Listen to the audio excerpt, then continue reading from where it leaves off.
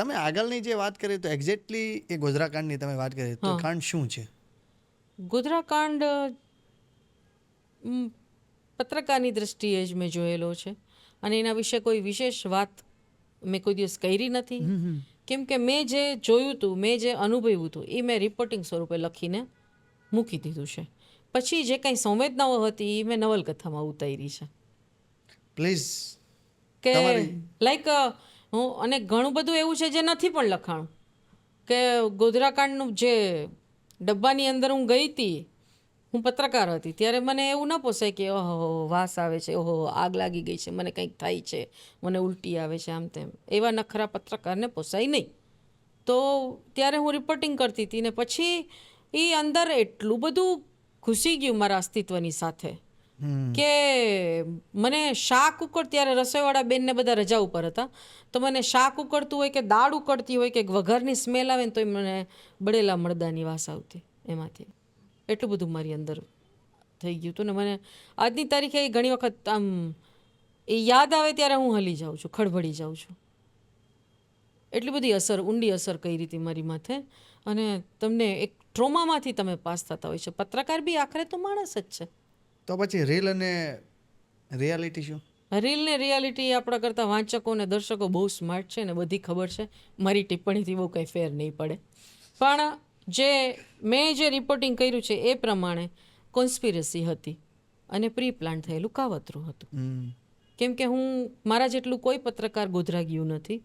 હું એ દિવસે પણ ગઈ હતી, બધાને જેલમાં પૂરી દીધા એ દિવસે પણ જેલમાં પોલીસ સ્ટેશનમાં ગઈ હતી, જ્યાંથી પોકારો પડ્યા હતા હું એ જગ્યાએ પણ ગઈ હતી, સિગ્નલ ફળિયાથી માંડીને પોલન બજાર બધે જ ગઈ હતી. મેં બધું જ અનુભવ્યું છે, બધું જ જોયું છે.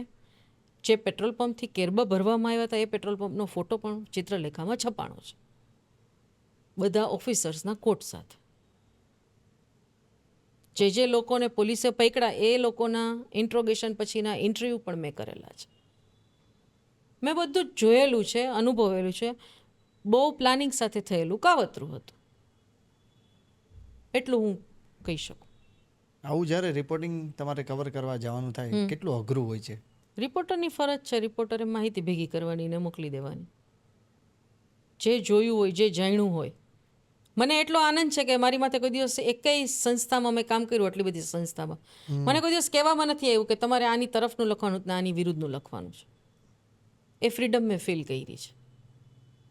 એ ફ્રીડમ પ્રમાણે જ મેં લખ્યું છે. એટલે જે છે એ જ સામે ધૈર્યું છે, અરીસા જેવું સત્ય. કોઈ એમાં મેં રમત નથી કરી અને પત્રકારનો ધર્મ છે એ રમત ન કરી શકે. તો તમારા મતે ફ્રીડમ શું છે? લખવાની, જીવવાની. જે રીતના તમારે કહેવું એ રીતના જીવવાની ફ્રીડમ તમારી સમજ સાથે કેળવાતી હોય છે. તમારા નજીકના પાત્રો સાથે તમે કેવી રીતે જીવો છો. અને ફ્રીડમ છે ને કોઈ દિવસ કોઈ આપવાનું નથી, એ મેળવવાની જ હોય છે, છીનવી લેવાની હોય છે. ફ્રીડમ તમને કોઈ એમ ન કે તું આમ કર, આ તને મેં બાંધી રાખી તો તું આમ કર. એ તો તમને અંદરથી ગુંગળામણ થાય ત્યારે તમને સ્વતંત્રતાની વાત આવે ને.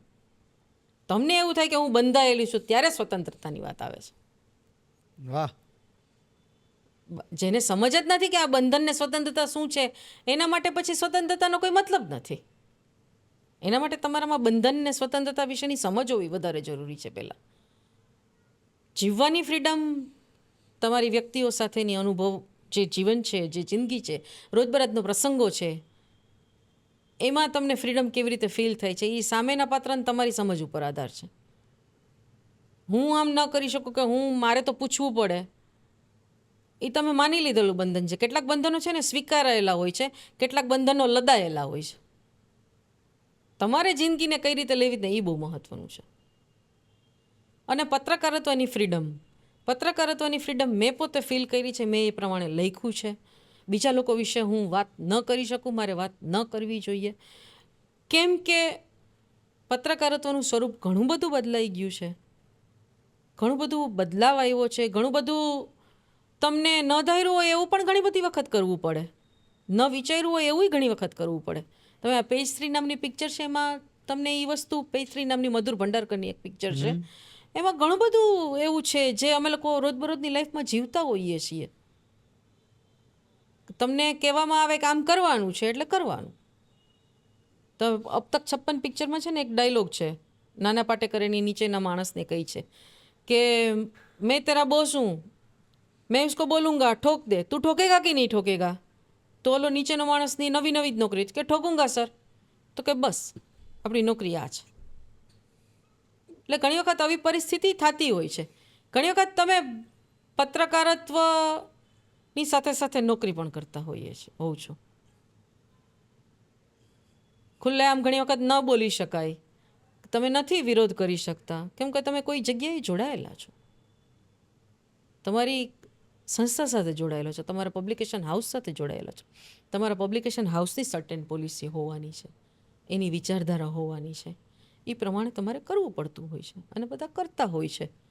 એમાં કોઈ ખોટું છે કોઈ સાચું છે એવું કહેવાને કોઈ અવકાશ જ નથી ને એવું હોતું પણ નથી. આવું મારું માનવું છે. બીજાનું માનવું જુદું હોઈ શકે, બીજાની વ્યાખ્યા જુદી હોઈ શકે ફ્રીડમ અંગેની, લેખન અંગેની. ઘણી વખત તમે ન લખી શકો, જેવું હોય એવું હાર્ડકોર ટ્રુથ તમે નથી લખી શકતા હોતા. તમે નોકરી કરતા હોય ત્યાંની પોલિસી તમારે મેન્ટેન કરવી તમારી ફરજ છે, તમારી નોકરીનો ભાગ છે. આ મારી વિચારધારા છે, આ મારું વિચારવું છે. કદાચ બીજી કોઈ વ્યક્તિ એનાથી ડિફર હોઈ શકે. મારી વિચારધારા સાચી છે, મારું વિચારવું સાચું છે. પત્રકારત્વની લેખક તરીકેની સ્વતંત્રતા શું હોવી જોઈએ એની મારી વ્યાખ્યા જુદી હોઈ શકે, બીજી વ્યક્તિની વ્યાખ્યા જુદી હોઈ શકે. અક્ષરધામમાં જ્યારે ટેરર અટેક જે થયો હતો એ તમે આખું રિપોર્ટિંગ કર્યું હતું, એ અનુભવ શું હતો? ટેરર એટેક થયો ને ત્યારે મારા કલીગ્સ બધા રિપોર્ટિંગ કરતા હતા. પછી આખી રાત જાગ્યા હતા ને એવું બધું હતું. એટલે જે બંધકોને છોડ્યા, જે વહેલી સવારે એન્કાઉન્ટર થયું ને આતંકવાદીઓ મરી ગયા અને જે કંઈ થયું એ પછી જે બંધકોને છોડ્યા, હોસ્ટેજીસને છોડ્યા, મારું એ લોકો સાથેના ઇન્ટરવ્યૂ કરવાનું કામ હતું. એ બંધકોની આપવીતી મેં સાંભળી હતી, શું થયું હતું. આઈ વિટનેસ જે હતા એ લોકોનો રિપોર્ટ મેં લીધો હતો ને પછી લખ્યું હતું. એટલે તમે જ્યારે રિપોર્ટર તરીકે કામ કરતા હોય ને ત્યારે ઘણી બધી પીડાઓનો સામનો કરવો પડતો હોય છે. સામેવાળી વ્યક્તિની પીડાનો સામનો કરવો પડતો હોય. અને બહુ છે ને, બહુ સાચી વાત કરું ને, હું પત્રકાર તરીકે બહુ સ્વાર્થી માણસ છું. મને હેડિંગ કે મને સ્ટાર્ટિંગ ન મળે ને ત્યાં સુધી હું પીછો ન છોડું. મને બરોબર યાદ છે એક ગેંગસ્ટરનું એન્કાઉન્ટર થઈ ગયું હતું પોરબંદરમાં અને એનું ડેડ બોડી પડ્યું હતું, પોસ્ટમોર્ટમ કરેલું, અહીંયા કપાળે પેલા ટાંકા ને બધું હતું, પોસ્ટમોર્ટમ થઈને આવ્યું હતું. એની વાઈફ ત્યાં રડતી હતી. હવે મેં કીધું તમને શું લાગે છે? ઓ બહુ દુઃખ થયું. ગેંગસ્ટર હતો, મરી ગયો એ. તોય મેં એવું કીધું કે મને બહુ દુઃખ થયું, હું સ્વાર્થી છું, મને કોટ જોઈએ છે એનું, મને હેડિંગ જોઈએ છે, મને સ્ટાર્ટિંગ જોઈએ છે એનું. મેં કીધું બહુ દુઃખ થયું ભાઈ, ચાઈ લાગી આમ તેમ, તમને શું લાગે છે? એન્કાઉન્ટર કર્યું છે કે શું લાગે છે? તો કે મારી નાખો એને આવી રીતે ગોદડું રાખીને, એવું એ બોલ્યા. મારું સ્ટાર્ટિંગ હતું. એટલે તમારે ઓહો બહુ દુઃખ થયું. એટલે ઘણી વખત નાટક કરતા હોઈએ છીએ, કરવા પડતા હોય છે. અલ્ટિમેટલી દરેક પત્રકારનો સ્વાર્થ એવો જ હોય છે કે મારી સ્ટોરી બેસ્ટ બને. મારો સ્વાર્થ એટલીસ્ટ એવો હતો. ટીમ દ્વારા બીજા પણ ઘણા સવાલ લખવામાં આવ્યા છે. એમાંથી એક આ સવાલ હતો, અક્ષરધામના ટેરર અટેક, પઠાનકોટ, પુલવામા અને અત્યારે જે પહેલગામ, એક પત્રકાર તરીકે શું કહેવું છે? પત્રકાર તરીકે આ ઘટનાને જોવી, ફીલ કરવી. લાઈક પહેલગામમાં એટેક થયો તો ને ખબર પડ્યા તો જેમ જેમ ખબર પડતી કે એમ બહુ પેઇન થયું કે સલું આવી રીતના મારી નાખે પૂછીને. આમ એમ પુલવામા એટેક થયો, સલું આ ફરજ ઉપર જતા હતા ને આવી રીતના આપણી આખી બસને ઉડાડી દીધી. એમ આવી રીતે એમ આમ અચાનક એમ એવું થયું પત્રકાર તરીકે. અને પેઇનફુલ છે, પેઇન જોવું સામેવાળી વ્યક્તિનું, તમારે સ્ટોરી કરવી, પણ અલ્ટિમેટલી પત્રકારની ફરજ સ્ટોરી લઈ આવવી છે. એ પેઇનને તમે વળગીને બેઠા રહ્યો કે રડે રાખો એનો કોઈ મતલબ નથી. તમે જ્યારે જે ફરજ માટે ગયા છો એ તમારી ફરજ બજાવવાનો તમારો ધર્મ છે. અને જર્નાલિસ્ટ તરીકે આ બધી ઘટનાઓના સાક્ષી બનવું તમારી અંદર કંઈક ઉમેરતું હોય છે.